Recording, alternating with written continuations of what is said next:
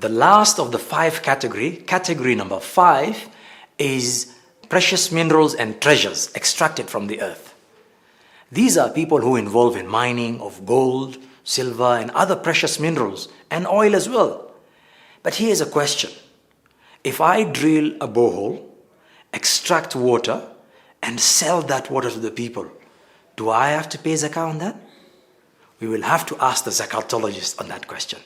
But category number 5 is precious minerals derived from the earth. So people, if you are involved in any mining activities, you could be qualifying to pay zakat.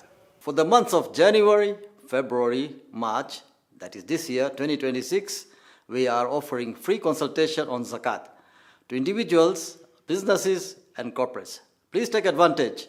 Call us now or even later on 0792 796 991. Again, 0792 796 991. Or visit our website www.zakat.co.ke.